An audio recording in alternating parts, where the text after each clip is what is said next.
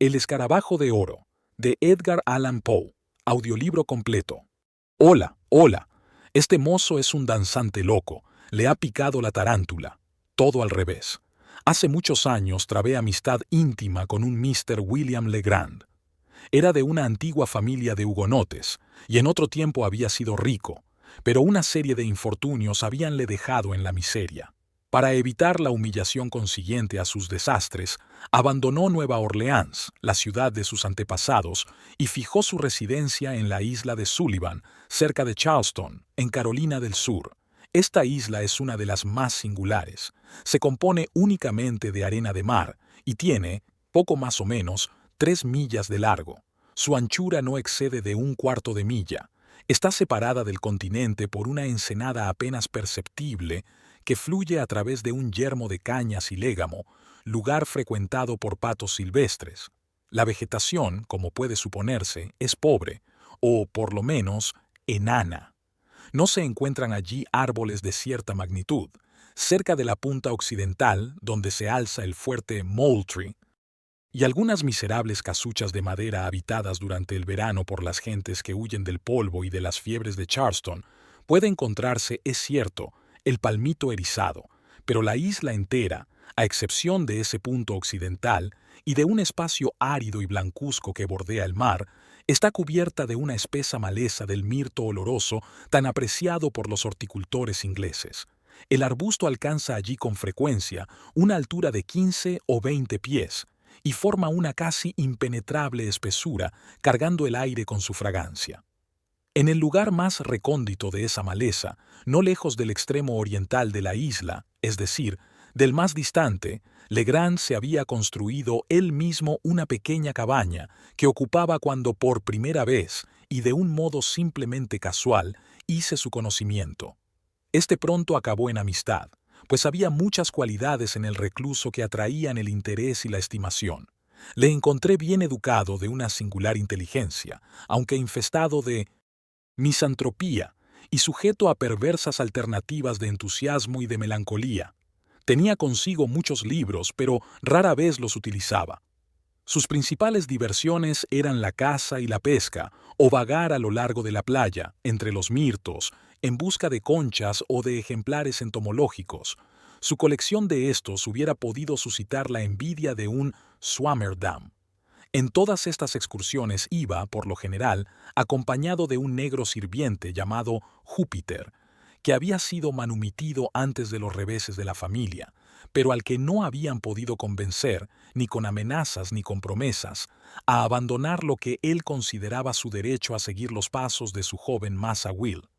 No es improbable que los parientes de Legrand, juzgando que éste tenía la cabeza algo trastornada, se dedicaran a infundir aquella obstinación en Júpiter, con intención de que vigilase y custodiase al vagabundo. Los inviernos en la latitud de la isla de Sullivan son rara vez rigurosos, y al finalizar el año resulta un verdadero acontecimiento que se requiere encender fuego. Sin embargo, hacia mediados de octubre de 18, hubo un día de frío notable. Aquella fecha, antes de la puesta del sol, subí por el camino entre la maleza hacia la cabaña de mi amigo, a quien no había visitado hacía varias semanas, pues residía yo por aquel tiempo en Charleston, a una distancia de 9 millas de la isla, y las facilidades para ir y volver eran mucho menos grandes que hoy día. Al llegar a la cabaña llamé, como era mi costumbre, y no recibiendo respuesta, busqué la llave donde sabía que estaba escondida. Abrí la puerta y entré. Un hermoso fuego llameaba en el hogar. Era una sorpresa y, por cierto, de las agradables. Me quité el gabán, coloqué un sillón junto a los leños chisporroteantes y aguardé con paciencia el regreso de mis huéspedes. Poco después de la caída de la tarde llegaron y me dispensaron una acogida muy cordial. Júpiter, riendo de oreja a oreja, bullía preparando unos patos silvestres para la cena. Legrand se hallaba en uno de sus ataques. ¿Con qué otro término podría llamarse aquello? De entusiasmo.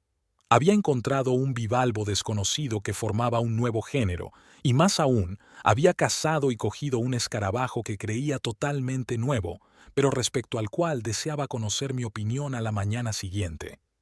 «¿Y por qué no esta noche?», pregunté, frotando mis manos ante el fuego y enviando al diablo toda la especie de los escarabajos.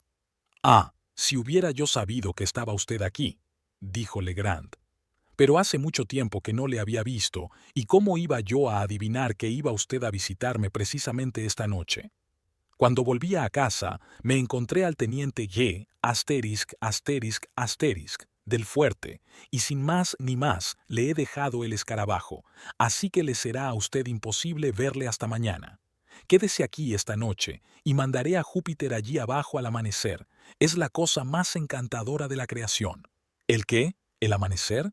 ¡Qué disparate! No, el escarabajo es de un brillante color dorado, aproximadamente del tamaño de una nuez, con dos manchas de un negro azabache, una cerca de la punta posterior y la segunda algo más alargada en la otra punta.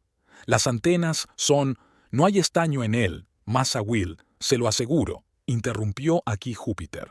«El escarabajo es un escarabajo de oro macizo todo él, dentro y por todas partes, salvo las alas. No he visto nunca un escarabajo la mitad de pesado». «Bueno, supongamos que sea así», replicó Legrand, algo más vivamente, según me pareció, de lo que exigía el caso. «¿Es esto una razón para dejar que se quemen las aves? El color», y se volvió hacia mí, «bastaría para justificar la idea de Júpiter. No habrá usted visto nunca un reflejo metálico más brillante que el que emite su caparazón, pero no podrá usted juzgarlo hasta mañana. Entretanto, intentaré darle una idea de su forma». Dijo esto sentándose ante una mesita sobre la cual había una pluma y tinta, pero no papel. Buscó un momento en un cajón, sin encontrarlo. «No importa», dijo, por último.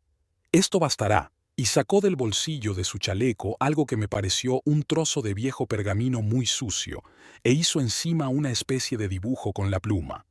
Mientras lo hacía, permanecí en mi sitio junto al fuego, pues tenía aún mucho frío. Cuando terminó su dibujo me lo entregó sin levantarse. Al cogerlo, se oyó un fuerte gruñido, al que siguió un ruido de rascadura en la puerta. Júpiter abrió, y un enorme terranova, perteneciente a Legrand, se precipitó dentro, y, echándose sobre mis hombros, me abrumó a caricias, pues yo le había prestado mucha atención en mis visitas anteriores. Cuando acabó de dar brincos, miré el papel, y, a decir verdad, me sentí perplejo ante el dibujo de mi amigo. «Bueno», dije después de contemplarlo unos minutos, «esto es un extraño escarabajo, lo confieso nuevo para mí. No he visto nunca nada parecido antes, a menos que sea un cráneo o una calavera, a lo cual se parece más que a ninguna otra cosa que haya caído bajo mi observación». «Una calavera», repitió Legrand. «Oh, sí, bueno. Tiene ese aspecto indudablemente en el papel. Las dos manchas negras parecen unos ojos, ¿eh? Y la más larga de abajo parece una boca. Además, la forma entera es ovalada. Quizás sea así», dije. «Pero temo que usted no sea un artista. Legrand, debo esperar a ver el insecto mismo para hacerme una idea de su aspecto». «En fin, no sé», dijo él, un poco irritado. «Dibujo regularmente, o, al menos, debería dibujar, pues he tenido buenos maestros y me jacto de no ser de todo tonto». «Pero entonces, mi querido compañero, usted bromea», dije.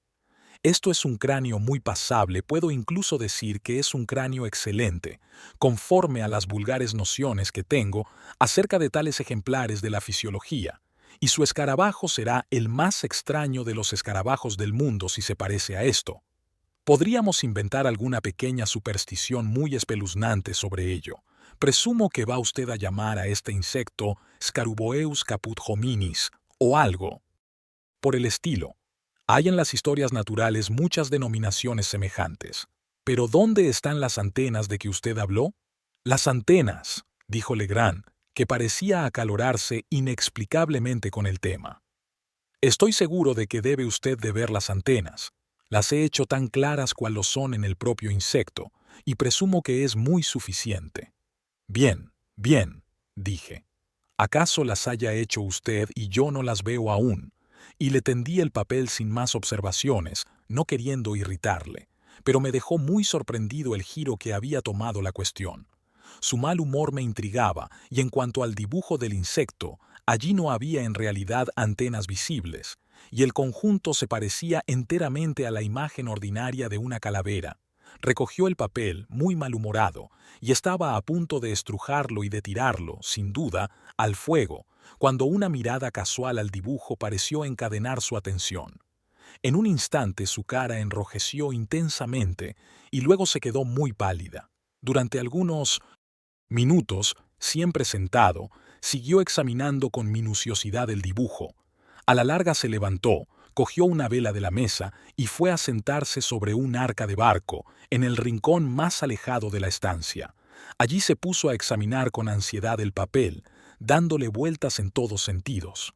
No dijo nada, empero, y su actitud me dejó muy asombrado, pero juzgué prudente no exacerbar con ningún comentario su mal humor creciente. Luego sacó de su bolsillo una cartera, metió con cuidado en ella el papel y lo depositó todo dentro de un escritorio que cerró con llave.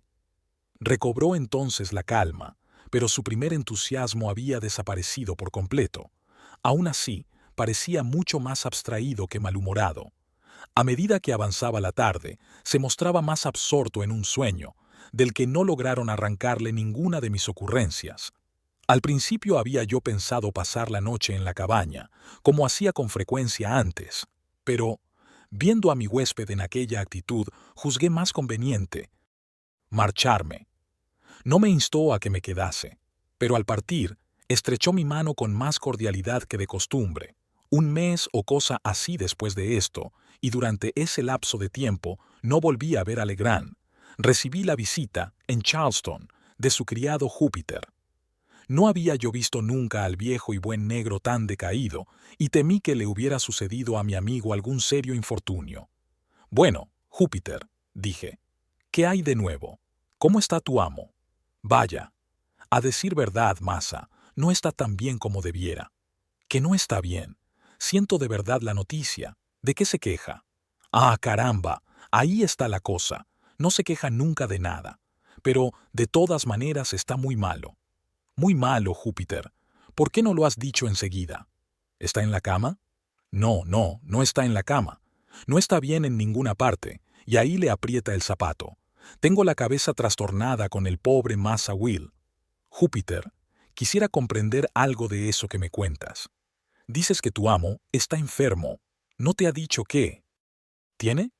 Bueno, Massa, es inútil romperse la cabeza pensando en eso.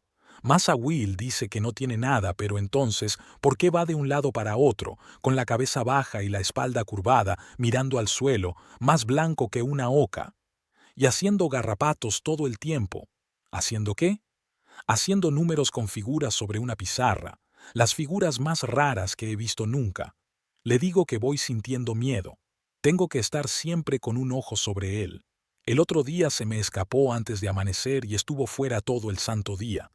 Habla yo cortado un buen palo para darle una tunda de las que duelen cuando volviese a comer, pero fui tan tonto que no tuve valor, parece tan desgraciado. ¿Eh?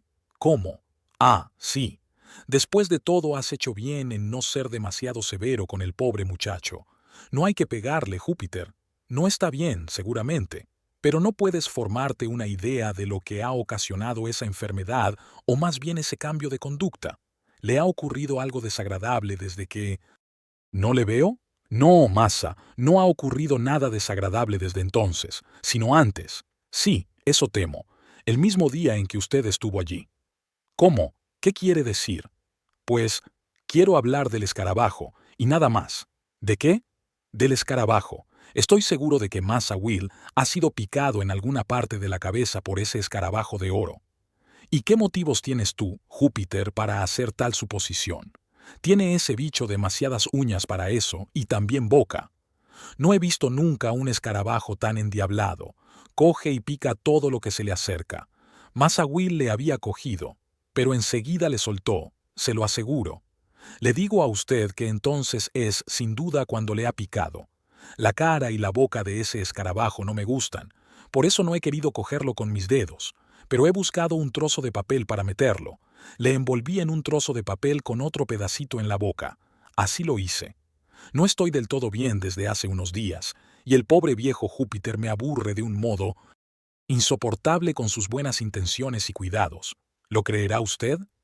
El otro día había preparado un garrote para castigarme por haberme escapado y pasado el día solus en las colinas del continente. Creo de veras que solo mi mala cara me salvó de la paliza. No he añadido nada a mi colección desde que no nos vemos.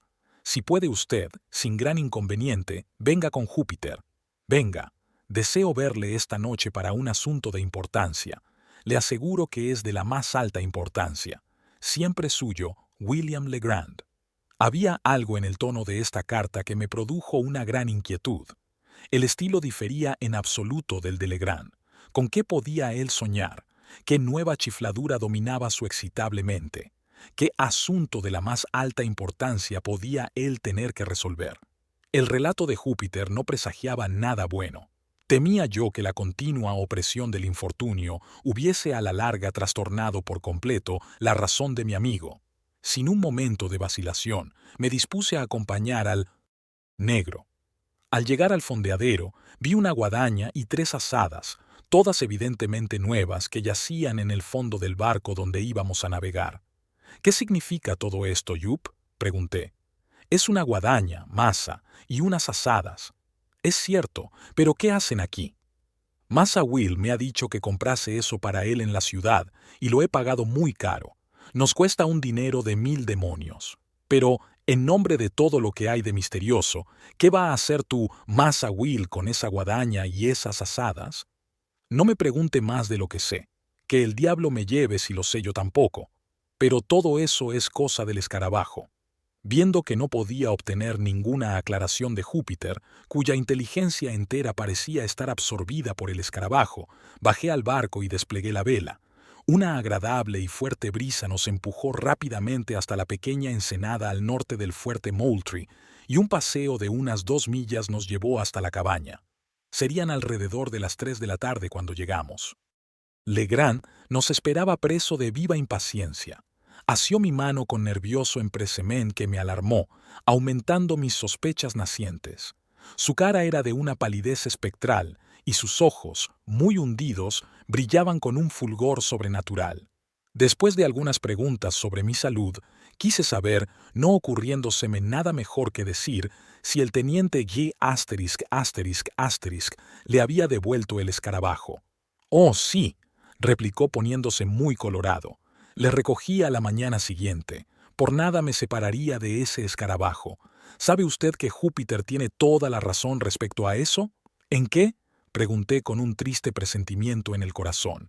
«En suponer que el escarabajo es de oro de veras». Dijo esto con un aire de profunda seriedad que me produjo una indecible desazón. «Ese escarabajo hará mi fortuna», prosiguió él con una sonrisa triunfal, «al reintegrarme mis posesiones familiares. Es de extrañar que yo lo aprecie tanto. Puesto que la fortuna ha querido concederme esa dádiva, no tengo más que usarla adecuadamente, y llegaré hasta el oro del cual ella es indicio. Júpiter trae ese escarabajo». «¿Cómo? El escarabajo, masa. Prefiero no tener jaleos con el escarabajo. Ya sabrá cogerlo usted mismo». En este momento Legrand se levantó con un aire solemne e imponente y fue a sacar el insecto de un fanal, dentro del cual le había dejado. Era un hermoso escarabajo desconocido en aquel tiempo por los naturalistas y, por supuesto, de un gran valor desde un punto de vista científico. Ostentaba 2 manchas negras en un extremo del dorso y en el otro una más alargada. El caparazón era notablemente duro y brillante, con un aspecto de oro bruñido. Tenía un peso notable y, bien considerada la cosa, no podía yo censurar demasiado a Júpiter por su opinión respecto a él, pero érame imposible comprender que Legrand fuese de igual opinión. «Le he enviado a buscar», dijo él en un tono grandilocuente, cuando hube terminado mi examen del insecto. «Le he enviado a buscar para pedirle consejo y ayuda en el cumplimiento de los designios del destino y del escarabajo». «Mi querido Legrand», interrumpí, «no está usted bien, sin duda, y haría mejor en tomar algunas precauciones. Váyase a la cama, y me quedaré con usted unos días, hasta que se restablezca. Tiene usted fiebre y... Tómeme usted el pulso», dijo él. Se lo tomé, y, a decir verdad, no encontré el menor síntoma de fiebre. pero puede estar enfermo sin tener fiebre. Permítame esta vez tan solo que actúe de médico con usted. Y después, se equivoca, interrumpió él. Estoy tan bien como puedo esperar estarlo con la excitación que sufro. Si realmente me quiere usted bien, aliviará esta excitación. ¿Y qué debo hacer para eso? Es muy fácil. Júpiter y yo partimos a una expedición por las colinas, en el continente, y necesitamos para ella la ayuda de una persona en quien podamos confiar. Es usted esa persona única. Ya sea un éxito o un fracaso, la excitación que nota usted en mí se apaciguará igualmente con esa expedición. Deseo vivamente servirle. A usted en lo que sea, repliqué. ¿Pero pretende usted decir que ese insecto infernal tiene alguna relación con su expedición a las colinas? La tiene. Entonces, Legrand, no puedo tomar parte en tan absurda empresa. Lo siento mucho, pues tendremos que intentar hacerlo nosotros solos. Intentarlo ustedes solos. Este hombre está loco, seguramente. Pero veamos, ¿cuánto tiempo se propone usted estar ausente? Probablemente toda la noche. Vamos a partir enseguida, y en cualquiera de los casos estaremos de vuelta al salir el sol. Y me promete por su honor que, cuando ese capricho haya pasado y el asunto del escarabajo, Dios mío, esté arreglado a su satisfacción, ¿volverá usted a casa y seguirá con exactitud mis prescripciones como las de su médico? Sí, se lo prometo. Y ahora, partamos, pues no tenemos tiempo que perder. Acompañé a mi amigo, con el corazón apesadumbrado. A cosa de las 4 nos pusimos en camino, Legrand, Júpiter, el perro y yo. Júpiter cogió la guadaña y las asadas. Insistió en cargar con todo ello, más bien me pareció, por temor a dejar una de aquellas herramientas en manos de su amo que por un exceso de celo o de complacencia mostraba un humor de perros, y estas palabras, condenado escarabajo, fueron las únicas que se escaparon de sus labios durante el viaje. Por mi parte, estaba encargado de un par de linternas, mientras Legrand se había contentado con el escarabajo, que llevaba atado al extremo de un trozo de cuerda. Lo hacía girar de un lado para otro, con un aire de nigromante, mientras caminaba. Cuando observaba yo aquel último y supremo síntoma del trastorno mental de mi amigo, no podía apenas contener las lágrimas. Pensé, no obstante, que era preferible acceder a su fantasía, al menos por el momento, o hasta que pudiese yo adoptar algunas medidas más enérgicas con una probabilidad de éxito. Entretanto, intenté, aunque en vano, sondearle respecto al objeto de la expedición. Habiendo conseguido inducirme a que le acompañase, parecía mal dispuesto a entablar conversación sobre un tema de tan poca importancia, y a todas mis preguntas no les concedía otra respuesta que un «ya veremos». Atravesamos en una barca la ensenada en la punta de la isla, y trepando por los altos terrenos de la orilla del continente, seguimos la dirección noroeste, a través de una región sumamente salvaje y desolada, en la que no se veía rastro de un pie humano. Legrand avanzaba con decisión, deteniéndose solamente algunos instantes, aquí y allá, para consultar ciertas señales que debía de haber dejado él mismo en una ocasión anterior. Caminamos así cerca de 2 horas, e iba a ponerse el sol, cuando entramos en una región infinitamente más triste que todo lo que habíamos visto antes. Era una especie de meseta cerca de la cumbre de una colina casi inaccesible, cubierta de espesa arboleda desde la base a la cima y sembrada de enormes bloques de piedra que parecían esparcidos en mezcolanza sobre el suelo, y muchos de los cuales se hubieran precipitado a los valles inferiores sin la contención de los árboles en que se apoyaban. Profundos barrancos, que se abrían en varias direcciones, daban un aspecto de solemnidad más lúgubre al paisaje. La plataforma natural sobre la cual habíamos trepado estaba tan repleta de zarzas que nos dimos cuenta muy pronto de que sin la guadaña nos hubiera sido imposible abrirnos paso. Júpiter, por orden de su amo, se dedicó a despejar el camino hasta el pie de un enorme tulípero que se alzaba entre 8 o 10 robles sobre la plataforma y que los sobrepasaba a todos, así como a los árboles que había yo visto hasta entonces, por la belleza de su follaje y forma, por la inmensa expansión de su ramaje y por la majestad general de su aspecto. Cuando hubimos llegado a aquel árbol, Legrand se volvió hacia Júpiter y le preguntó si se creía capaz de trepar por él. El viejo pareció un tanto azarado por la pregunta, y durante unos momentos no respondió. Por último, se acercó al enorme tronco, dio la vuelta a su alrededor y lo examinó con minuciosa atención.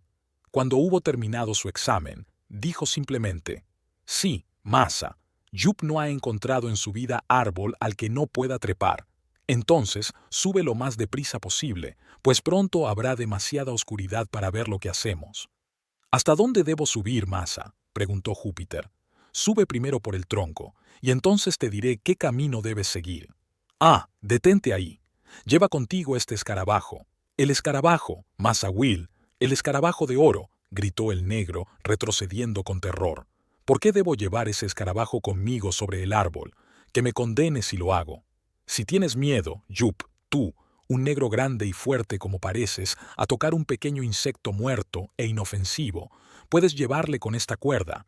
Pero si no quieres cogerle de ningún modo, me veré en la necesidad de abrirte la cabeza con esta azada». «¿Qué le pasa ahora a Masa?», dijo Jup, avergonzado, sin duda, y más complaciente. «Siempre ha de tomarla con su viejo negro. Era solo una broma y nada más. Tener yo miedo al escarabajo, pues sí que me preocupa a mí el escarabajo». Cogió con precaución la punta de la cuerda y, manteniendo al insecto tan lejos de su persona como las circunstancias lo permitían, se dispuso a subir al árbol. En su juventud, el tulípero o Liriodendron tutipiferum, el más magnífico de los árboles selváticos americanos, tiene un tronco liso en particular y se eleva con frecuencia a gran altura, sin producir ramas laterales. Pero cuando llega a su madurez, la corteza se vuelve rugosa y desigual, mientras pequeños rudimentos de ramas aparecen en gran número sobre el tronco.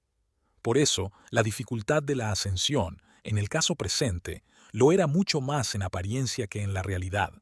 Abrazando lo mejor que podía el enorme cilindro con sus brazos y sus rodillas, haciendo con las manos algunos brotes y apoyando sus pies descalzos sobre los otros, Júpiter, después de haber estado a punto de caer una o dos veces, se izó al final hasta la primera gran bifurcación y pareció entonces considerar el asunto como virtualmente realizado. En efecto, el riesgo de la empresa había ahora desaparecido, aunque el escalador estuviese a unos 60 o 70 pies de la tierra. «¿Hacia qué lado debo ir ahora, Masa Will?», preguntó él. «Sigue siempre la rama más ancha, la de ese lado», dijo Legrand. El negro obedeció con prontitud y en apariencia sin la menor inquietud. Subió cada vez más alto, hasta que desapareció su figura encogida entre el espeso follaje que la envolvía. Entonces se dejó oír su voz lejana gritando: «¿Debo subir mucho todavía?». «¿A qué altura estás?», preguntó Legrand. «Estoy tan alto», replicó el negro, «que puedo ver el cielo a través de la copa del árbol». «No te preocupes del cielo, pero atiende a lo que te digo. Mira hacia abajo el tronco y cuenta las ramas que hay debajo de ti por ese lado. ¿Cuántas ramas has pasado?». «1, 2, 3, 4, 5. He pasado 5 ramas por ese lado». «Masa». «Entonces sube una rama más». Al cabo de unos minutos la voz de oyó de nuevo, anunciando que había alcanzado la 7ª rama. «Ahora, Jup», gritó Legrand con una gran agitación, «quiero que te abras camino sobre esa rama hasta donde puedas. Si ves algo extraño, me lo dices». Desde aquel momento las pocas dudas que podía haber tenido sobre la demencia de mi pobre amigo se disiparon por completo. No me quedaba otra alternativa que considerarle como atacado de locura. Me sentí seriamente preocupado con la manera de hacerle volver a casa. Mientras reflexionaba sobre qué sería preferible hacer, volvió a oírse la voz de Júpiter. «Tengo miedo de avanzar más lejos por esa rama. Es una rama muerta en casi toda su extensión». «¿Dices que es una rama muerta, Júpiter?», gritó Legrand con voz trémula. «Sí, Masa, muerta como un clavo de puerta. Eso es cosa sabida, no tiene ni pizca de vida». «¿Qué debo hacer en nombre del cielo?», preguntó Legrand, que parecía sumido en una gran desesperación. «¿Qué debe hacer?», dije, satisfecho de que aquella oportunidad me permitiese colocar una palabra. «Volver a casa y meterse en la cama. Vámonos ya. Sea usted amable, compañero. Se hace tarde, y además, acuérdese de su promesa. Júpiter, gritó él sin escucharme en absoluto. ¿Me oyes? Sí, Masa Will. Le oigo perfectamente. Entonces tantea bien con tu cuchillo, y dime si crees que está muy podrida. Podrida, Masa, podrida, sin duda, replicó el negro después de unos momentos, pero no tan podrida como cabría creer. Podría avanzar un poco más si estuviese yo solo sobre la rama, eso es verdad. Si estuvieras tú solo, ¿qué quieres decir? Hablo del escarabajo. Es muy pesado el tal escarabajo. Supongo que, si lo dejase caer, la rama soportaría bien, sin romperse, el peso de un negro. «Maldito bribón», gritó Legrand, que parecía muy reanimado. «¿Qué tonterías estás diciendo? Si dejas caer el insecto, te retuerzo el pescuezo. Mira hacia aquí, Júpiter, ¿me oyes?» «Sí, Masa. No hay que tratar así a un pobre». Negro. «Bueno, escúchame ahora. Si te arriesgas sobre la rama todo lo lejos que puedas hacerlo sin peligro y sin soltar el insecto, te regalaré $1 de plata tan pronto como hayas bajado». «Ya voy, Masa Will, ya voy allá», replicó el negro con prontitud. «Estoy al final ahora». «¿Al final?», chilló Legrand, muy animado. «¿Quieres decir que estás al final de esa rama?» «Estaré muy pronto al final, Masa. Oh, Dios mío, misericordia. ¿Qué es eso que hay sobre el árbol?» «Bien», gritó Legrand muy contento. «¿Qué es eso?» «Pues solo una calavera. Alguien dejó su cabeza sobre el árbol y los cuervos han picoteado toda la carne». «Una calavera, dices. Muy bien. ¿Cómo está atada a la rama? ¿Qué la sostiene?» «Seguramente, se sostiene bien, pero tendré que ver». «Ah, es una cosa curiosa, palabra. Hay un clavo grueso clavado en esta calavera que la retiene al árbol. Bueno, ahora, Júpiter, haz exactamente lo que voy a decirte. ¿Me oyes?» «Sí, Masa. Fíjate bien, y luego busca el ojo izquierdo de la calavera». «Oh, esto sí que es bueno. No tiene ojo izquierdo ni por asomo. Maldita estupidez la tuya. ¿Sabes distinguir bien tu mano izquierda de tu mano derecha?» «Sí que lo sé muy bien. Mi mano izquierda es con la que parto la leña». «Seguramente. Eres zurdo, y tu ojo izquierdo está del mismo lado de tu mano izquierda. Ahora supongo que podrás encontrar el ojo izquierdo de la calavera, o el sitio donde estaba ese ojo. ¿Lo has encontrado?» Hubo una larga pausa, y finalmente el negro preguntó: «¿El ojo izquierdo de la calavera está del mismo lado que la mano izquierda del cráneo también?»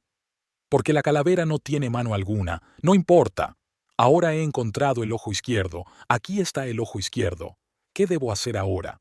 «Deja pasar por él el escarabajo, tan lejos como pueda llegar la cuerda, pero ten cuidado de no soltar la punta de la cuerda».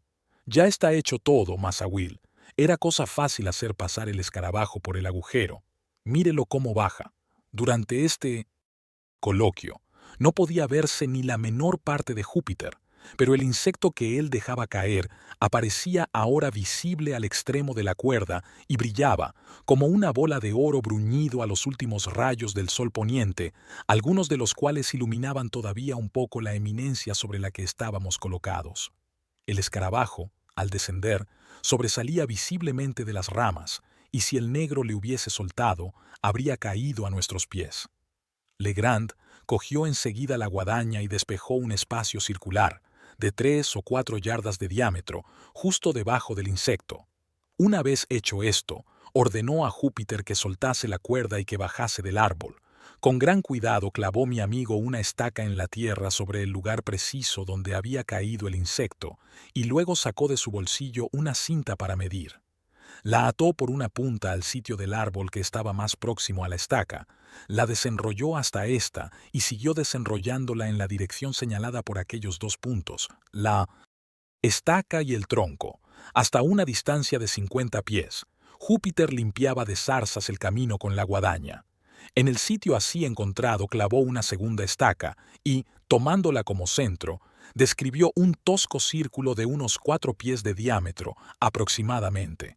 Cogió entonces una de las azadas, dio la otra a Júpiter y la otra a mí, y nos pidió que cavásemos lo más deprisa posible. A decir verdad, yo no había sentido nunca un especial agrado con semejante diversión, y en aquel momento preciso renunciaría a ella, pues la noche avanzaba, y me sentía muy fatigado con el ejercicio que hube de hacer. Pero no veía modo alguno de escapar de aquello, y temía perturbar la ecuanimidad de mi pobre amigo con una negativa. De haber podido contar efectivamente con la ayuda de Júpiter, no hubiese yo vacilado en llevar a la fuerza al lunático a su casa, pero conocía demasiado bien el carácter del viejo negro para esperar su ayuda en cualquier circunstancia, y más en el caso de una lucha personal con su amo. No dudaba yo que Legrand estaba contaminado por alguna de las innumerables supersticiones del sur referentes a los tesoros escondidos y que aquella fantasía hubiera sido confirmada por el hallazgo del escarabajo, o quizá por la obstinación de Júpiter en sostener que era un escarabajo de oro de verdad. Una mentalidad predispuesta a la locura podía dejarse arrastrar por tales sugestiones, sobre todo si concordaban con sus ideas favoritas preconcebidas, y entonces recordé el discurso del pobre muchacho referente al insecto que iba a ser el indicio de su fortuna. Por encima de todo ello me sentía enojado y perplejo, pero al final decidí hacer ley de la necesidad y cavar con buena voluntad para convencer lo antes posible al visionario con una prueba ocular de la falacia de las opiniones que él mantenía. Encendimos las linternas y nos entregamos a nuestra tarea con un celo digno de una causa más racional. Y como la luz caía sobre nuestras personas y herramientas, no pude impedirme pensar en el grupo pintoresco que formábamos y en que, si algún intruso hubiese aparecido, por casualidad, en medio de nosotros, habría creído que realizábamos una labor muy extraña y sospechosa. Cavamos con firmeza durante 2 horas. Oíanse pocas palabras, y nuestra molestia principal la causaban los ladridos del perro, que sentía un interés excesivo por nuestros trabajos. A la larga se puso tan alborotado que temimos diese la alarma a algunos merodeadores de las cercanías, o más bien era el gran temor de Legrand, pues, por mi parte, me habría regocijado cualquier interrupción que me hubiera permitido hacer volver al vagabundo a su casa. Finalmente, fue acallado el alboroto por Júpiter, quien, lanzándose fuera del hoyo con un aire resuelto y furioso, embozaló el hocico del animal con uno de sus tirantes y luego volvió a su tarea con una risita ahogada. Cuando expiró el tiempo mencionado, el hoyo había alcanzado una profundidad de 5 pies, y aún así no aparecía el menor indicio de tesoro. Hicimos una pausa general, y empecé a tener la esperanza de que la farsa tocaba a su fin. Legrand, sin embargo, aunque a todas luces muy desconcertado, se enjugó la frente con aire pensativo y volvió a empezar. Habíamos cavado el círculo entero de 4 pies de diámetro, y ahora superamos un poco aquel límite y cavamos 2 pies más. No apareció nada. El buscador de oro, por el que sentía yo una sincera compasión, saltó del hoyo al cabo, con la más amarga desilusión grabada en su cara, y se decidió, lenta y pesarosamente, a ponerse la chaqueta, que se había quitado al empezar su labor. En cuanto a mí, me guardé de hacer ninguna observación. Júpiter, a una señal de su mano, comenzó a recoger las herramientas. Hecho esto, y una vez quitado el bozal al perro, volvimos en un profundo silencio hacia la casa. Habríamos dado acaso una docena de pasos, cuando, con un tremendo juramento, Legrand se arrojó sobre Júpiter y le agarró del cuello. El negro, atónito, abrió los ojos y, la boca en todo su tamaño, soltó las asadas y cayó de rodillas. «Maldito tunante», dijo Legrand, haciendo silbar las sílabas entre sus labios apretados. «Un malvado negro. Habla, te digo, contéstame al instante y sin mentir. ¿Cuál es tu ojo izquierdo? Oh misericordia, Masahuil. ¿No es, seguramente, este mi ojo izquierdo?», rugió, aterrorizado, Júpiter, poniendo su mano sobre el órgano derecho de su visión y manteniéndola allí con la tenacidad de la desesperación, como si temiese que su amo fuese a arrancárselo. «Lo sospechaba, lo sabía, ¡hurra!», vociferó Legrand, soltando al negro y dando una serie de corvetas y cabriolas ante el gran asombro de su criado, quien, alzándose sobre sus rodillas, miraba en silencio a su amo y a mí y a su amo. «Vamos, debemos volver», dijo éste. «No está aún perdida la partida», y se encaminó de nuevo hacia el tulípero. «Júpiter», dijo cuando llegamos al pie del árbol, «ven aquí». Estaba la calavera clavada a la rama con la cara vuelta. «¿Hacia afuera o hacia la rama?», La cara estaba vuelta hacia afuera, masa, así es que los cuervos han podido comerse muy bien los ojos, sin la menor dificultad. Bueno, entonces, ¿has dejado caer el insecto por este ojo o por este otro? Y Legrand tocaba alternativamente los ojos de Júpiter. Por este ojo, Masa, por el ojo izquierdo, exactamente como usted me dijo. Y el negro volvió a señalar su ojo derecho. Entonces mi amigo, en cuya locura veía yo, o me imaginaba ver, ciertos indicios de método, trasladó la estaca que marcaba el sitio donde había caído el insecto, unas 3 pulgadas hacia el oeste de su primera posición. Colocando ahora la cinta de medir desde el punto más cercano del tronco hasta la estaca, como antes hiciera, y extendiéndola en línea recta a una distancia de 50 pies, donde señalaba la estaca, la alejó varias yardas del sitio donde habíamos estado cavando. Alrededor del nuevo punto, trazó ahora un círculo, un poco más ancho que el primero, y volvimos a manejar la azada. Estaba yo atrozmente cansado, pero, sin darme cuenta de lo que había ocasionado aquel cambio en mi pensamiento, no sentía ya gran aversión por aquel trabajo impuesto. Me interesaba de un modo inexplicable. Más aún, me excitaba. Tal vez había en todo el extravagante comportamiento de Legrand cierto aire de presciencia, de deliberación, que me impresionaba. Cavaba con ardor, y de cuando en cuando me sorprendía buscando, por decirlo así, con los ojos movidos de un sentimiento que se parecía mucho a la espera, aquel tesoro imaginario, cuya visión había trastornado a mi infortunado compañero. En uno de esos momentos en que tales fantasías mentales se habían apoderado más a fondo de mí, y cuando llevábamos trabajando quizá 1 hora y media, fuimos de nuevo interrumpidos por los violentos ladridos del perro. Su inquietud, en el primer caso, era, sin duda, el resultado de un retozo o de un capricho, pero ahora asumía un tono más áspero y más serio.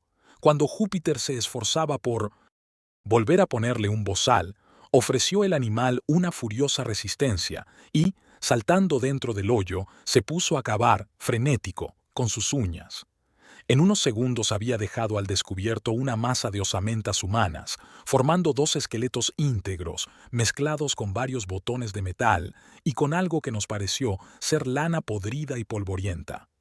1 o 2 azadonazos hicieron saltar la hoja de un ancho cuchillo español, y al cavar más surgieron a la luz 3 o 4 monedas de oro y de plata. Al ver aquello, Júpiter no pudo apenas contener su alegría, pero la cara de su amo expresó una extraordinaria desilusión. Nos rogó, con todo, que continuásemos nuestros esfuerzos, y apenas había dicho aquellas palabras, tropecé y caí hacia adelante, al engancharse la punta de mi bota en una ancha argolla de hierro que yacía medio enterrada en la tierra blanda. Nos pusimos a trabajar ahora con gran diligencia, y nunca he pasado 10 minutos de más intensa excitación. Durante este intervalo, desenterramos por completo un cofre oblongo de madera que, por su perfecta conservación y asombrosa dureza, había sido sometida a algún procedimiento de mineralización, acaso por obra del bicloruro de mercurio. Dicho cofre tenía 3 pies y medio de largo, 3 de ancho y 2 y medio de profundidad. Estaba asegurado con firmeza por unos flejes de hierro forjado, remachados, y que formaban alrededor de una especie de enrejado. De cada lado del cofre, cerca de la tapa había 3 argollas de hierro, 6 en total, por medio de las cuales 6 personas podían asirla. Nuestros esfuerzos unidos solo consiguieron moverlo ligeramente de su lecho. Vimos enseguida la imposibilidad de transportar un peso tan grande. Por fortuna, la tapa estaba solo asegurada con 2 tornillos movibles. Los sacamos, trémulos y palpitantes de ansiedad. En un instante, un tesoro de incalculable valor apareció refulgente ante nosotros. Los rayos de las linternas caían en el hoyo, haciendo brotar de un montón, confuso de oro y de joyas, destellos y brillos que cegaban del todo nuestros ojos. No intentaré describir los sentimientos con que contemplaba aquello. El asombro, naturalmente, predominaba sobre los demás. Legrand parecía exhausto por la excitación y no profirió más que algunas palabras. En cuanto a Júpiter, su rostro durante unos minutos adquirió la máxima palidez que puede tomar la cara de un negro en tales circunstancias. Parecía estupefacto, fulminado. Pronto cayó de rodillas en el hoyo y hundiendo sus brazos hasta el codo en el oro, los dejó allí, como si gozase del placer de un baño. A las postre exclamó con un hondo suspiro, como en un monólogo: «Y todo esto viene del escarabajo de oro, del pobre escarabajito al que yo insultaba y calumniaba. ¿No te avergüenzas de ti mismo, negro? Anda, contéstame». Fue menester, por último, que despertase a ambos, al amo y al criado, ante la conveniencia de transportar el tesoro. Se hacía tarde y teníamos que desplegar cierta actividad si queríamos que todo estuviese en seguridad antes del amanecer. No sabíamos qué determinación tomar, y perdimos mucho tiempo en deliberaciones de lo trastornadas que teníamos nuestras ideas. Por último, aligeramos de peso al cofre quitando las 2/3 partes de su contenido y pudimos, en fin, no sin dificultad, sacarlo del hoyo.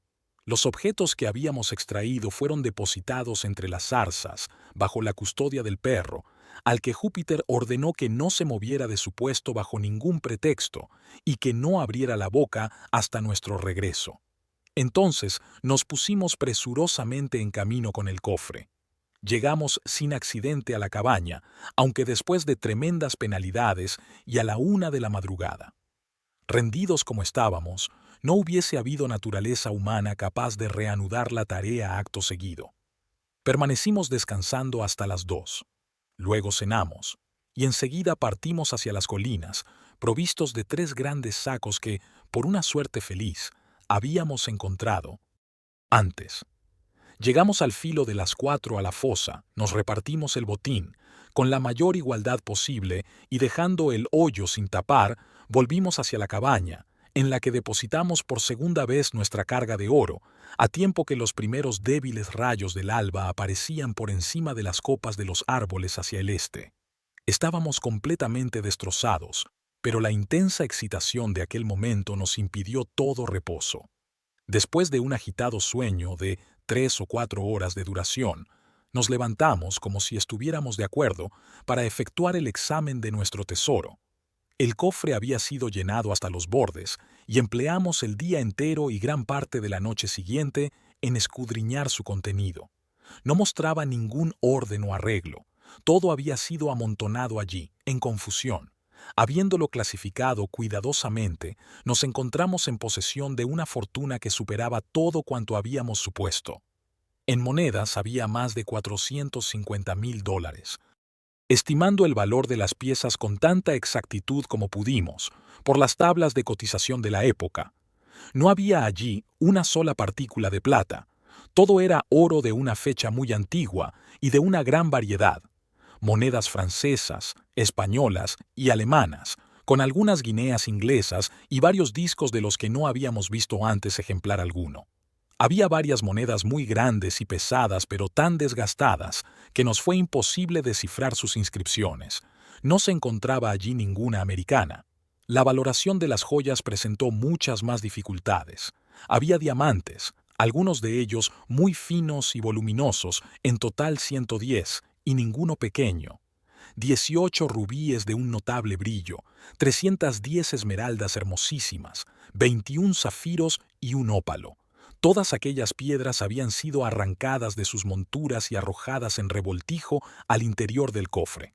En cuanto a las monturas mismas, que clasificamos aparte del otro oro, parecían haber sido machacadas a martillazos para evitar cualquier identificación.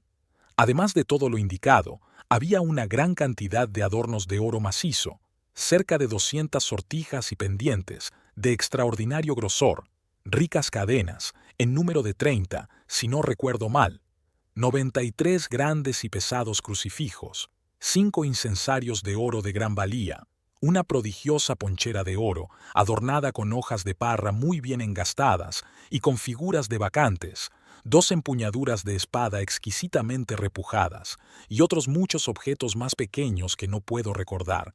El peso de todo ello excedía de las 350 libras a Bois-du-Poix, y en esta valoración no he incluido 197 relojes de oro soberbios, 3 de los cuales valdrían cada uno $500.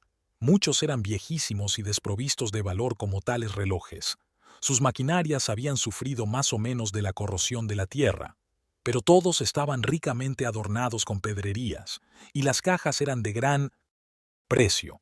Valoramos aquella noche el contenido total del cofre en $1,500,000, y cuando más tarde dispusimos de los dijes y joyas, quedándonos con algunos para nuestro uso personal, nos encontramos con que habíamos hecho una tasación muy por debajo del tesoro. Cuando terminamos nuestro examen, y al propio tiempo se calmó un tanto aquella intensa excitación, Legrand, que me veía consumido de impaciencia por conocer la solución de aquel extraordinario enigma, entró a pleno detalle en las circunstancias relacionadas con él. «Recordará usted», dijo, «la noche en que le mostré el tosco bosquejo que había hecho del escarabajo. Recordará también que me molestó mucho el que insistiese en que mi dibujo se parecía a una calavera. Cuando hizo usted por primera vez su afirmación, creí que bromeaba, pero después pensé en las manchas especiales sobre el dorso del insecto y reconocí en mi interior que su observación tenía en realidad cierta ligera base. A pesar de todo, me irritó su burla respecto a mis facultades gráficas, pues estoy considerado como un buen artista, y por eso, cuando me tendió usted el trozo de pergamino, estuve a punto de estrujarlo y de arrojarlo, enojado, al fuego. «¿Se refiere usted al trozo de papel?», dije. «No, aquello tenía el aspecto de papel, y al principio yo mismo supuse que lo era, pero, cuando quise dibujar sobre él, descubrí enseguida que era un trozo de pergamino muy viejo. Estaba todo sucio, como recordará. Bueno, cuando me disponía a estrujarlo, mis ojos cayeron sobre el esbozo que usted había examinado, y ya puede imaginarse mi asombro al percibir realmente la figura de una calavera en el sitio mismo donde había yo creído dibujar el insecto. Durante un momento me sentí demasiado atónito para pensar con sensatez. Sabía que mi esbozo era muy diferente en detalle de este, aunque existiese cierta semejanza en el contorno general. Cogí enseguida una vela y, sentándome al otro extremo de la habitación, me dediqué a un examen minucioso del pergamino. Dándole vueltas, vi mi propio bosquejo sobre el reverso, ni más ni menos que como lo había hecho. Mi primera impresión fue entonces de simple sorpresa ante la notable semejanza efectiva del contorno, y resulta una coincidencia singular el hecho de aquella imagen, desconocida para mí, que ocupaba el otro lado del pergamino debajo mismo de mi dibujo del escarabajo, y de la calavera, aquella que se parecía con tanta exactitud a dicho dibujo, no solo en el contorno, sino en el tamaño. Digo que la singularidad de aquella coincidencia me dejó pasmado durante un momento. Es este el efecto habitual de tales coincidencias. La mente se esfuerza por establecer una relación, una hilación de causa y efecto, y siendo incapaz de conseguirlo, sufrí una especie de parálisis pasajera. Pero cuando me recobré de aquel estupor, sentí surgir en mí poco a poco una convicción que me sobrecogió más aún que aquella coincidencia. Comencé a recordar de una manera clara y positiva que no había ningún dibujo sobre el pergamino cuando hice mi esbozo del escarabajo. Tuve la absoluta certeza de ello, pues me acordé de haberle dado vueltas a un lado y a otro buscando el sitio más limpio. Si la calavera hubiera estado allí, la habría yo visto, por supuesto. Existía allí un misterio que me sentía incapaz de explicar, pero desde aquel mismo momento me pareció ver brillar débilmente, en las más remotas y secretas cavidades de mi entendimiento, una especie de luciérnaga de la verdad de la cual nos había aportado la aventura de la última noche una prueba tan magnífica. Me levanté al punto, y guardando con cuidado el pergamino dejé toda reflexión ulterior para cuando pudiese estar solo. En cuanto se marchó usted, y Júpiter estuvo profundamente dormido, me dediqué a un examen más metódico de la cuestión. En primer lugar, quise comprender de qué modo aquel pergamino estaba en mi poder. El sitio en que descubrimos el escarabajo se hallaba en la costa del continente, a una milla aproximada al este de la isla, pero a corta distancia sobre el nivel de la marea alta. Cuando le cogí, me pico con fuerza, haciendo que le soltase. Júpiter, con su acostumbrada prudencia, antes de agarrar el insecto, que había volado hacia él, buscó a su alrededor una hoja o algo parecido con que apresarlo. En ese momento sus ojos, y también los míos, cayeron sobre el trozo de pergamino que supuse era un papel.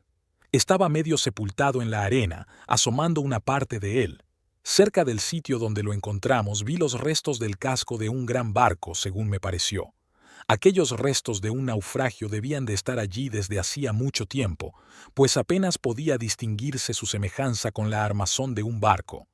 Júpiter recogió, pues, el pergamino, envolvió en él al insecto y me lo entregó.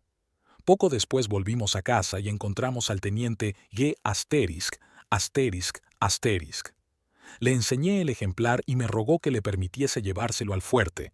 Accedí a ello y se lo metió en el bolsillo de su chaleco sin el pergamino en que iba envuelto y que había conservado en la mano durante su examen. Quizá temió que cambiase de opinión y prefirió asegurar enseguida su presa. Ya sabe usted que es un entusiasta de todo cuanto se relaciona con la historia natural. En aquel momento, sin darme cuenta de ello, debí de guardarme el pergamino en el bolsillo. Recordará usted que cuando me senté ante la mesa a fin de hacer un bosquejo del insecto, no encontré papel donde habitualmente se guarda. Miré en el cajón y no lo encontré allí. Rebusqué mis bolsillos, esperando hallar en ellos alguna carta antigua, cuando mis dedos tocaron el pergamino. Le detallo a usted de un modo exacto cómo cayó en mi poder, pues las circunstancias me impresionaron con una fuerza especial. Sin duda alguna, usted me creyó un soñador, pero yo había establecido ya una especie de conexión. Acababa de unir dos eslabones de una gran cadena. Allí había un barco que naufragó en la costa, y no lejos de aquel barco, un pergamino, no un papel, con una calavera pintada sobre él. Va usted, naturalmente, a preguntarme, ¿dónde está la relación? Le responderé que la calavera es el emblema muy conocido de los piratas. Llevan izado el pabellón con la calavera en todos sus combates. Como le digo, era un trozo de pergamino, y no de papel. El pergamino es de una materia duradera casi indestructible. Rara vez se consignan sobre uno cuestiones de poca monta, ya que se adapta mucho peor que el papel a las simples necesidades del dibujo o de la escritura. Esta reflexión me indujo a pensar en algún significado, en algo que tenía relación con la calavera. No dejé tampoco de observar la forma del pergamino. Aunque una de las esquinas aparecía rota por algún accidente, podía verse bien que la forma original era oblonga. Se trataba precisamente de una de esas tiras que se escogen como memorándum para apuntar algo que desea uno conservar largo tiempo y con cuidado. Pero le interrumpí. Dice usted que la calavera no estaba sobre el pergamino cuando dibujó el insecto. ¿Cómo, entonces, establece una relación entre el barco y la calavera, puesto que esta última, según su propio aserto, debe de haber sido dibujada, Dios únicamente sabe cómo y por quién, en algún periodo posterior a su apunte del escarabajo? Sobre eso gira todo el misterio, aunque he tenido, en comparación, poca dificultad en resolver ese extremo del secreto. Mi marcha era segura y no podía conducirme más que a un solo resultado. Razoné así, por ejemplo, al dibujar el escarabajo, no aparecía la calavera sobre el pergamino. Cuando terminé el dibujo, se lo di a usted y le observé con fijeza hasta que me lo devolvió. No era usted, por tanto, quien había dibujado la calavera, ni estaba allí presente nadie que hubiese podido hacerlo. No había sido, pues, realizado por un medio humano, y, sin embargo, allí estaba. En este momento de mis reflexiones, me dediqué a recordar y recordé, en efecto, con entera exactitud, cada incidente ocurrido en el intervalo en cuestión. La temperatura era fría, oh raro y feliz accidente, y el fuego llameaba en la chimenea. Había yo entrado en calor con el ejercicio y me senté junto a la mesa. Usted, empero, tenía vuelta su silla muy cerca de la chimenea. En el momento justo de dejar el pergamino en su mano, y cuando iba usted a examinarlo, Wolf, el Terranova, entró y saltó hacia sus hombros. Con su mano izquierda usted le acariciaba, intentando apartarle, cogido el pergamino con la derecha, entre sus rodillas y cerca del fuego. Hubo un instante en que creí que la llama iba a alcanzarlo, y me disponía a decírselo, pero antes de que hubiese yo hablado la retiró usted y se dedicó a examinarlo. Cuando hube considerado todos estos detalles, no dudé ni un segundo que aquel calor había sido el agente que hizo surgir a la luz sobre el pergamino la calavera cuyo contorno veía señalarse allí. Ya sabe que hay, y ha habido en todo tiempo preparaciones químicas por medio de las cuales es posible escribir sobre papel o sobre vitela. Caracteres que así no resultan visibles hasta que son sometidos a la acción del fuego. Se emplea algunas veces el safre, digerido en agua regia y diluido en 4 veces su peso de agua. De ello se origina un tono verde.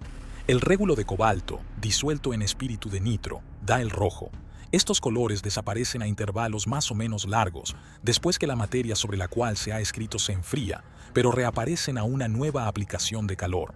Examiné entonces la calavera con toda meticulosidad. Los contornos, los más próximos al borde del pergamino, resultaban mucho más claros que los otros. Era evidente que la acción del calor había sido imperfecta o desigual. Encendí inmediatamente el fuego y sometí cada parte del pergamino al calor ardiente. Al principio no tuvo aquello más efecto que reforzar las líneas débiles de la calavera, pero, perseverando en el ensayo, se hizo visible, en la esquina de la tira diagonalmente opuesta al sitio donde estaba trazada la calavera, una figura que supuse de primera intención era la de una cabra. Un examen más atento, no obstante, me convenció de que habían intentado representar un cabritillo. «¡Ja, ja!», exclamé. «No tengo, sin duda, derecho a burlarme de usted. $1,5 millones es algo muy serio para tomarlo a broma. Pero no irá a establecer un tercer eslabón en su cadena. No querrá encontrar ninguna relación especial entre sus piratas y una cabra. Los piratas, como sabe, no tienen nada que ver con las cabras. Eso es cosa de los granjeros. Pero si acabo de decirle que la figura no era la de una cabra, bueno, la de un cabritillo entonces. Viene a ser casi lo mismo». «Casi, pero no del todo», dijo Legrand. «Debe usted de haber oído hablar de un tal Capitán Kidd». Consideré enseguida la figura de ese animal como una especie de firma logogrífica o jeroglífica. Digo firma porque el sitio que ocupaba sobre el pergamino sugería esa idea. La calavera, en la esquina diagonal opuesta, tenía así el aspecto de un sello, de una estampilla, pero me hallé dolorosamente desconcertado ante la ausencia de todo lo demás del cuerpo de mi imaginado documento, del texto de mi contexto. Supongo que esperaba usted encontrar una carta entre el sello y la firma, algo por el estilo. El hecho es que me sentí irresistiblemente impresionado por el presentimiento de una buena fortuna inminente. No podría decir por qué. Tal vez, después de todo, era más bien un deseo que una verdadera creencia. Pero ¿no sabe que las absurdas palabras de Júpiter, afirmando que el escarabajo era de oro macizo, hicieron un notable efecto sobre mi imaginación? Y luego, esa serie de accidentes y coincidencias era, en realidad, extraordinaria. ¿Observa usted lo que había de fortuito en que esos acontecimientos ocurriesen el único día del año en que ha podido hacer, el suficiente frío para necesitarse fuego, y que, sin ese fuego, o sin la intervención del perro en el preciso momento en que apareció, no habría podido yo enterarme de lo de la calavera, ni habría entrado nunca en posesión del tesoro? Pero continúe. Me consume la impaciencia. Bien, habrá usted oído hablar de muchas historias que corren, de esos 1000 vagos rumores acerca de tesoros enterrados en algún lugar de la costa del Atlántico por Kidd y sus compañeros. Esos rumores desde hace tanto tiempo y con tanta persistencia, ello se debía, a mi juicio, tan solo a la circunstancia de que el tesoro enterrado permanecía enterrado. Si Kidd hubiese escondido su botín durante cierto tiempo y lo hubiera recuperado después, no habrían llegado tales rumores hasta nosotros en su invariable forma actual. Observe que esas historias giran todas alrededor de buscadores, no de descubridores de tesoros. Si el pirata hubiera recuperado su botín, el asunto habría terminado allí. Parecíame que algún accidente, por ejemplo, la pérdida de la nota que indicaba el lugar preciso, debía de haberle privado de los medios para recuperarlo, llegando ese accidente a conocimiento de sus compañeros, quienes, de otro modo, no hubiesen podido saber nunca que un tesoro había sido escondido y que con sus búsquedas infructuosas, por carecer de guía al intentar recuperarlo, dieron nacimiento primero a ese rumor, difundido universalmente por entonces, y a las noticias tan corrientes ahora. ¿Ha oído usted hablar de algún tesoro importante que haya sido desenterrado a lo largo de la costa? Nunca, pues es muy notorio que Kidd los había acumulado inmensos. Daba yo así por supuesto que la tierra seguía guardándolos, y no le sorprenderá mucho si le digo que abrigaba una esperanza que aumentaba casi hasta la certeza, la de que el pergamino tan singularmente encontrado contenía la última indicación del lugar donde se depositaba. Pero ¿cómo procedió usted? Expuse de nuevo la vitela al fuego, después de haberlo avivado, pero no apareció nada. Pensé entonces que era posible que la capa de mugre tuviera que ver en aquel fracaso. Por eso lavé con esmero el pergamino vertiendo agua caliente encima, y una vez hecho esto, lo coloqué en una cacerola de cobre, con la calavera hacia abajo, y puse la cacerola sobre una lumbre de carbón. A los pocos minutos, estando ya la cacerola calentada a fondo, saqué la tira de pergamino y fue inexpresable mi alegría al encontrarla manchada, en varios sitios, con signos que parecían cifras alineadas. Volví a colocarla en la cacerola y la dejé allí otro minuto. Cuando la saqué, estaba enteramente igual a como va usted a verla, y al llegar aquí, Legrand, habiendo calentado de nuevo el pergamino, lo sometió a mi examen.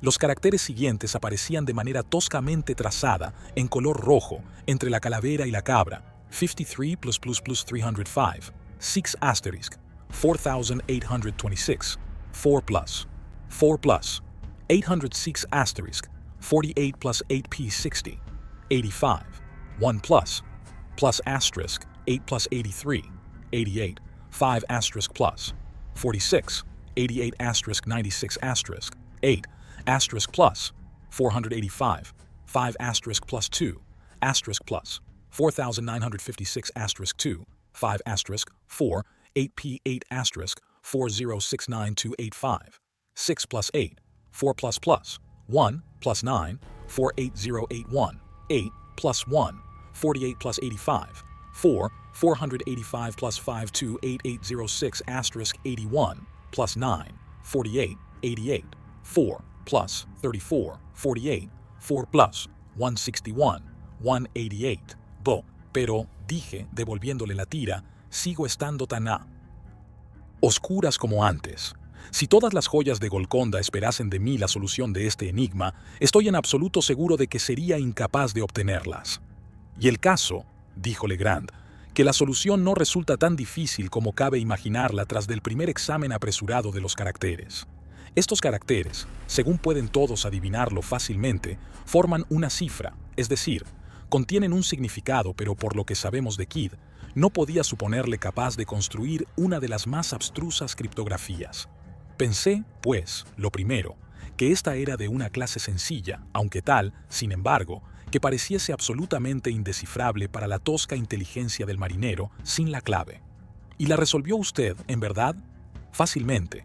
Había yo resuelto otras 10.000 veces más complicadas. Las circunstancias y cierta predisposición mental me han llevado a interesarme por tales acertijos, y es, en realidad, dudoso que el genio humano pueda crear un enigma de ese género que el mismo ingenio humano no resuelva con una aplicación adecuada. En efecto, una vez que logré descubrir una serie de caracteres visibles, no me preocupó apenas la simple dificultad de desarrollar su significación. En el presente caso, y realmente en todos los casos de escritura secreta, la primera cuestión se refiere al lenguaje de la cifra, pues los principios de solución, en particular tratándose de las cifras más sencillas, dependen del genio peculiar de cada idioma y pueden ser modificadas por este. En general, no hay otro medio para conseguir la solución que ensayar, guiándose por las probabilidades, todas las lenguas que os sean conocidas, hasta encontrar la verdadera. Pero en la cifra de este caso, toda dificultad quedaba resuelta por la firma. El retruécano sobre la palabra Kidd solo es posible en lengua inglesa. Sin esa circunstancia, hubiese yo comenzado mis ensayos por el español y el francés, por ser las lenguas en las cuales un pirata de mares españoles hubiera debido, con más naturalidad, escribir un secreto de ese género. Tal como se presentaba, presumí que el criptograma era inglés. Fíjese usted en que no hay espacios entre las palabras. Si los hubiese habido, la tarea habría sido fácil en comparación.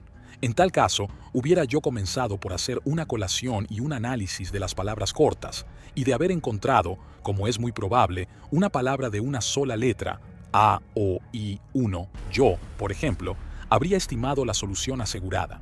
Pero como no había espacios allí, mi primera medida era averiguar las letras predominantes, así como las que se encontraban con menor frecuencia. Las conté todas y formé la siguiente tabla. El signo 8 aparece 33 veces.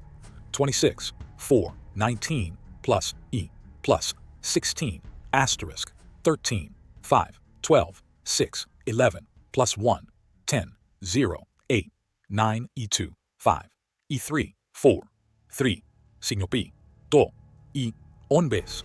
Ahora bien, la letra que se encuentra con mayor frecuencia en inglés es la E. Después, la serie es la siguiente: A, O, I, D, A, H, N, R, S, T, E, U y C, F, G, L, M, W, B. KPQXC, la E predomina de un modo tan notable que es raro encontrar una frase sola de cierta longitud de la que no sea el carácter principal. Tenemos, pues, nada más comenzar, una base para algo más que una simple conjetura. El uso general que puede hacerse de esa tabla es obvio, pero para esta cifra particular solo nos serviremos de ella muy parcialmente. Puesto que nuestro signo predominante es el 8, empezaremos por ajustarlo a la E del alfabeto natural. Para comprobar esta suposición, observemos si el 8 aparece a menudo por pares, pues la E se dobla con gran frecuencia en inglés, en palabras como, por ejemplo, meet, speed, seen, been, agree, etc. En el caso presente, vemos que está doblado lo menos 5 veces, aunque el criptograma sea breve. Tomemos, pues, el 8 como E. Ahora, de todas las palabras de la lengua, D es la más usual. Por tanto, debemos ver si no está repetida la combinación de 3 signos, siendo el último de ellos el 8. Si descubrimos repeticiones de tal letra, así dispuestas, representarán, muy probablemente, la palabra D. Una vez comprobado esto, encontraremos no menos de 7 de tales combinaciones, siendo los signos 48 en total. Podemos, pues, suponer que representa T, 4 representa H, y 8 representa E, quedando este último así comprobado. Hemos dado ya un gran paso. Acabamos de establecer una sola palabra, pero ello nos permite establecer también un punto más importante, es decir, varios comienzos y terminaciones de otras palabras. Veamos, por ejemplo, el penúltimo caso en que aparece la combinación, 48, casi al final de la cifra. Sabemos que el que viene inmediatamente después es el comienzo de una palabra y de los 6 signos que siguen a ese D, conocemos, por lo menos, 5. Sustituyamos, pues, esos signos por las letras que representan, dejando un espacio para el desconocido, debemos, lo primero, desechar el TH como no formando parte de la palabra que comienza por la primera T, pues vemos, ensayando el alfabeto entero para adaptar una letra al hueco, que es imposible formar una palabra de la que ese TH pueda formar parte. Reduzcamos, pues, los signos at, i y volviendo al alfabeto, si es necesario como antes, llegamos a la palabra tree, árbol, como la única que puede leerse. Ganamos así otra letra, la R, representada por más las palabras yuxtapuestas the tree, el árbol. Un poco más lejos de estas palabras, a poca distancia, vemos de nuevo la combinación 48 y la empleamos como terminación de lo que precede inmediatamente. Tenemos así esta distribución, the tree, far plus, 34, the o, sustituyendo con letras naturales los signos que conocemos. Leeremos esto, tre, tree, there, plus, 3, h, de ahora. Si sustituimos los signos desconocidos por espacios blancos o por puntos, leeremos the tree, there, h, the, y. Por tanto, la palabra throw, por a través, resulta evidente por sí misma. Pero este descubrimiento nos da 3 nuevas letras, O, U y G, representadas por plus, y 3.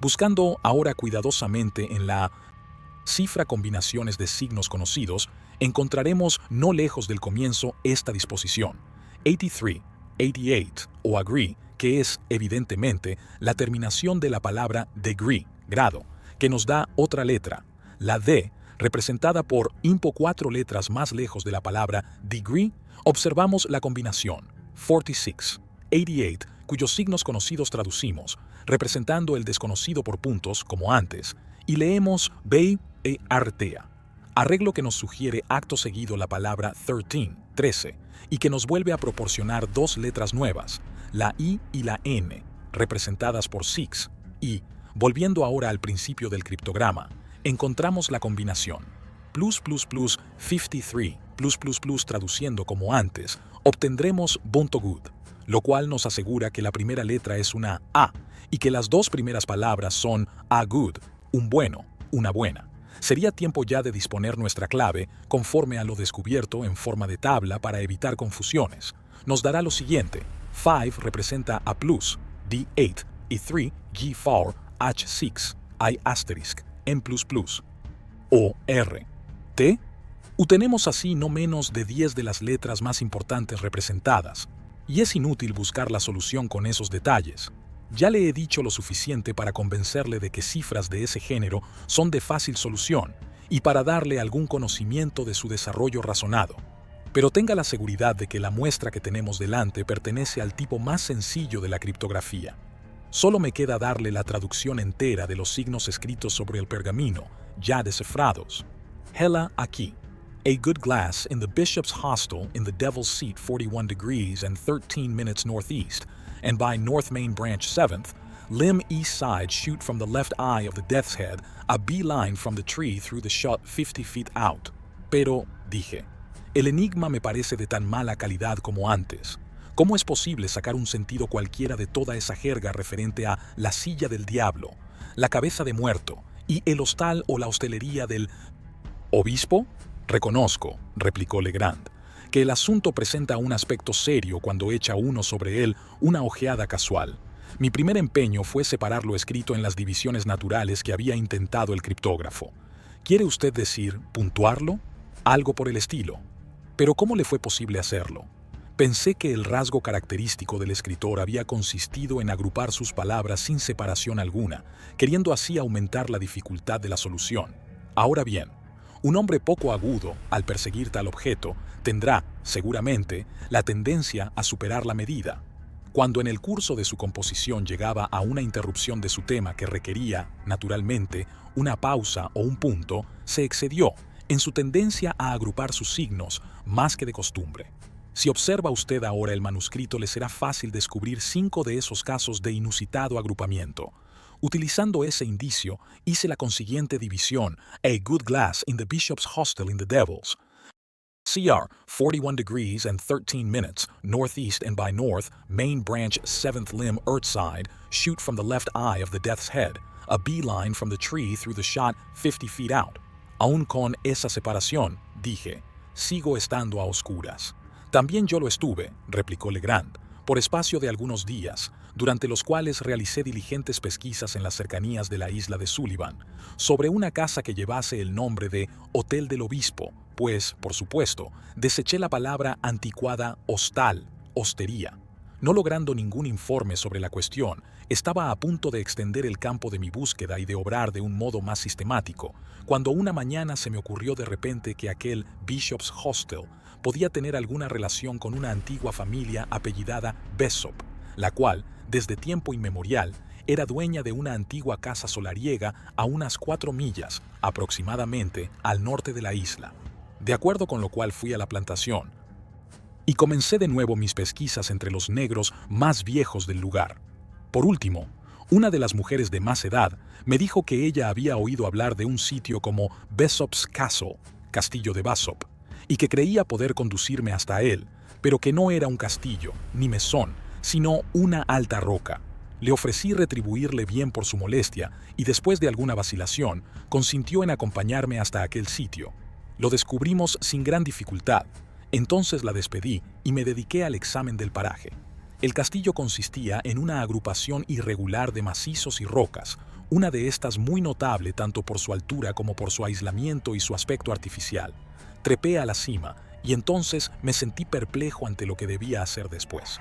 Mientras meditaba en ello, mis ojos cayeron sobre un estrecho reborde en la cara oriental de la roca, a una yarda quizá por debajo de la cúspide donde estaba colocado.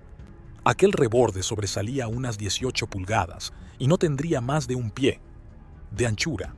Un entrante en el risco, justamente encima, le daba una tosca semejanza con las sillas de respaldo cóncavo que usaban nuestros antepasados. No dudé que fuese aquello la silla del diablo a la que aludía el manuscrito, y me pareció descubrir ahora el secreto entero del enigma. El buen vaso, lo sabía yo, no podía referirse más que a un catalejo, pues los marineros de todo el mundo rara vez emplean la palabra vaso en otro sentido. Comprendí ahora enseguida que debía utilizarse un catalejo desde un punto de vista determinado que no admitía variación. No dudé un instante en pensar que las frases 41 grados y 13 minutos y nordeste cuarto de norte debían indicar la dirección en que debía apuntarse el catalejo. Sumamente excitado por aquellos descubrimientos, marché, presuroso, a casa, cogí un catalejo y volví a la roca. Me dejé escurrir sobre el reborde y vi que era imposible permanecer sentado allí, salvo en una posición especial. Este hecho confirmó mi preconcebida idea. Me dispuse a utilizar el catalejo. Naturalmente, los 41 grados y 13 minutos podían aludir solo a la elevación por encima del horizonte visible, puesto que la dirección horizontal estaba indicada con claridad por las palabras nordeste cuarto de norte. Establecí esta última dirección por medio de una brújula de bolsillo. Luego, apuntando el catalejo con tanta exactitud como pude con un ángulo de 41 grados de elevación, lo moví con cuidado de arriba a abajo, hasta que detuvo mi atención una grieta circular u orificio en el follaje de un gran árbol que sobresalía de todos los demás, a distancia. En el centro de aquel orificio divisé un punto blanco, pero no pude distinguir al principio lo que era. Graduando el foco del catalejo, volví a mirar y comprobé ahora que era un cráneo humano. Después de este descubrimiento, consideré con entera confianza el enigma como resuelto, pues la frase «rama principal, séptimo vástago, lado este» no podía referirse más que a la posición de la calavera sobre el árbol, mientras lo de soltar desde el ojo izquierdo de la cabeza de muerto no admitía tampoco más que una interpretación con respecto a la busca de un tesoro enterrado.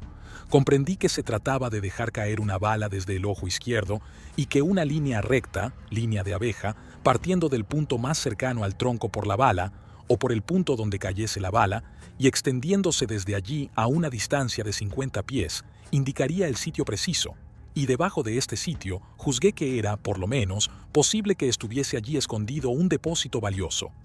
Todo eso, dije, es harto claro, y asimismo ingenioso, sencillo y explícito. Y cuando abandonó usted el hotel del obispo, ¿qué hizo? Pues habiendo anotado escrupulosamente la orientación del árbol, me volví a casa. Sin embargo, en el momento de abandonar la silla del diablo, el orificio circular desapareció, y de cualquier lado que me volviese, érame ya imposible divisarlo. Lo que me parece el colmo del ingenio en este asunto es el hecho, pues, al repetir la experiencia, me he convencido de que es un hecho, de que la abertura circular en cuestión resulta solo visible desde un punto que es el indicado por esa estrecha cornisa sobre la superficie de la roca. En esta expedición al hotel del obispo fui seguido por Júpiter, quien observaba, sin duda, desde hacia unas semanas mi aire absorto y ponía un especial cuidado en no dejarme solo. Pero al día siguiente me levanté muy temprano, conseguí escaparme de él y corrí a las colinas en busca del árbol. Me costó mucho trabajo encontrarlo. Cuando volví a casa por la noche, mi criado se disponía a vapulearme. En cuanto al resto de la aventura, creo que está usted tan enterado como yo. Supongo, dije, que equivocó usted el sitio en las primeras excavaciones, a causa de la estupidez de Júpiter dejando caer el escarabajo por el ojo derecho de la calavera en lugar de hacerlo por el izquierdo. Exactamente, esa equivocación originaba una diferencia de 2,5 pulgadas, poco más o menos, en relación con la bala, es decir, en la posición de la estaca junto al árbol, y si el tesoro hubiera estado bajo la bala, el error habría tenido poca importancia, pero la bala, y al mismo tiempo el punto más cercano al árbol, representaban simplemente 2 puntos para establecer una línea de dirección. Claro está que el error, aunque insignificante al principio, aumentaba al avanzar siguiendo la línea, y cuando hubimos llegado a una distancia de 50 pies, nos había apartado por completo de la pista. Sin mi idea arraigada a fondo de que había allí algo enterrado, todo nuestro trabajo hubiera sido inútil. Pero su grandilocuencia, su actitud balanceando el insecto, cuán excesivamente estrambóticas. Tenía yo la certeza de que estaba usted loco. ¿Y por qué insistió en dejar caer el escarabajo desde la calavera en vez de una bala? Vaya, para serle franco, me sentía algo molesto por sus claras sospechas respecto a mi sano juicio, y decidí castigarle algo, a mi manera, con un poquito de serena mixtificación. Por esa razón balanceaba yo el insecto, y por esa razón también quise dejarlo caer desde el árbol. Una observación que hizo usted acerca de su peso me sugirió esta última idea. Sí, lo comprendo. Y ahora no hay más que un punto que me desconcierta. ¿Qué vamos a decir de los esqueletos encontrados en el hoyo? Esa es una pregunta a la cual, lo mismo que usted, no sería yo capaz de contestar. No veo, por cierto, más que un modo plausible de explicar eso, pero mi sugerencia entraña una atrocidad tal que resulta horrible de creer. Aparece claro que Kidd, si fue verdaderamente Kidd quien escondió el tesoro, lo cual no dudo, aparece claro que él debió de hacerse ayudar en su trabajo. Pero, una vez terminado, éste pudo juzgar conveniente suprimir a todos los que compartían su secreto. ¿Acaso un par de asadonazos fueron suficientes mientras sus ayudantes estaban ocupados en el hoyo, ¿Acaso necesitó una docena? ¿Quién nos lo dirá? Fin de El escarabajo de oro.